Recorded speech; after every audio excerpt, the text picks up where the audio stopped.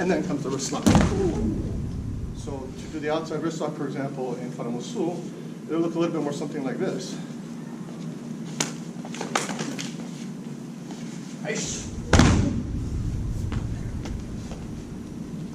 And what you may or may not have caught is the other elements of striking, of trapping, pressure points, things like that. They're kind of integrated. And that's one of the things I noticed as I was going through my early years, is not only the common threads of the different versions of Hapkido and Kutsu and Wanakdo, but kind of what was missing. One thing that kind of stuck out to me quite a bit, because my first martial art, since I was a little dude, was Western boxing. Mr. Left, Mr. Right. One thing that I found missing is trapping. Trapping. That is going to be the difference. Like I said, if we're here or he's kicking and punching to me, that's very classical. But we have trapping in our forearms and things like that. There's trapping. This is trapping. This is trapping. It includes trapping, but the difference is, in my opinion, initially when we learn them, they're just mechanical movements. If he punches to me and I make a trap where I now have a hit in there, that's fine, because I know how to deflect and get my shot in. But what's to stop him from doing the same thing right back to me?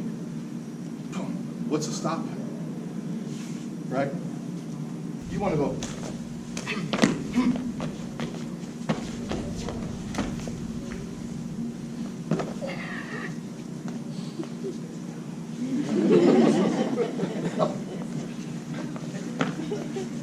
Just like I can do a single trap on him, he can also do a single trap on me, or a double trap, and now again, what's the difference? So that's where sensitivity happens. So if he punches to me, and I come here and he counters to me, then I'm going to counter right back. And oh, look, see, there's my technique. Oh, look, there's my technique. So I can do this both defensively and offensively. So then we'll use things like push hands. This is double push hands, right? To help me understand the exchange of energy between me and my partner here. There's information, there's my strikes. You see that? There's my joint locks. And we go right back into the mix. So I'm using these techniques to find out where are my joint locks. Hey, sir. Wait for the crowd. Where am I? I need to check it right in here. If there's a cross, I need to check it right in here if I'm going to counter that. If there's a hook, I need to check it right in here. So I'll know, there's my techniques. There's my techniques. Right in the mix. And as I said, if I like where I'm at now, good punch. I got that. Maybe I'll change my direction. Where do we just see this? Right? In our circular technique, we were just doing that right now with Grandmaster Kim. Right? It's right in there. Our techniques. Because wouldn't it be nice if I jabbed to him and I hit him? But what if I jabbed to him and he punched me right back? You're not supposed to hit me right back. I'm supposed to hit you. I'll try back this. It's back. The hand that hit is the hand that makes the joint lock. Okay? Here. Outside. Normally this gives me the outside wrist lock. But I want to do the inside wrist lock. But I'm on the outside reference point. So we do what's called a pass. I circle. Oh my God, didn't I just see this? There it is. Right? And again, we've done this before. We have it with our punches. We have it with our open hand strikes. It's part of what we do already. We're just kind of looking at it a little bit differently. At least at this particular stage. Okay? So it goes here. And you'll notice that after my strike, because remember, I'm going wakatelas. His eyes are going, woo, what happened, right? And then here I just circle, and I'm waiting for it.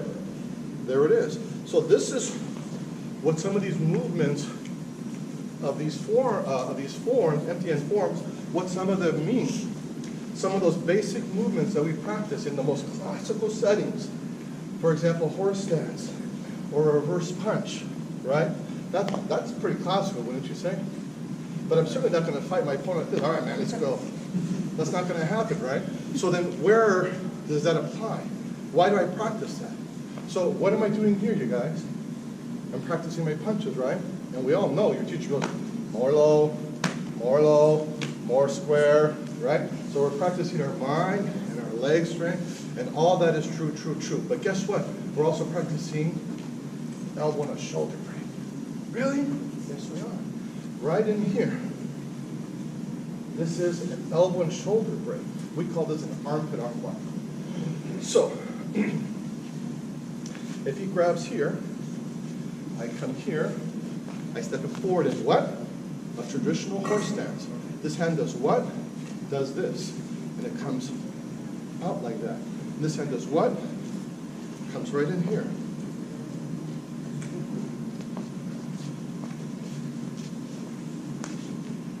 Pull out, Nelson.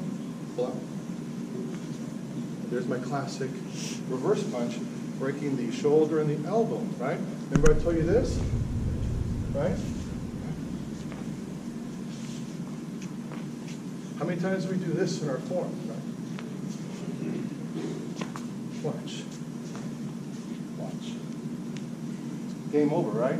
Pull out, Nelson. See that?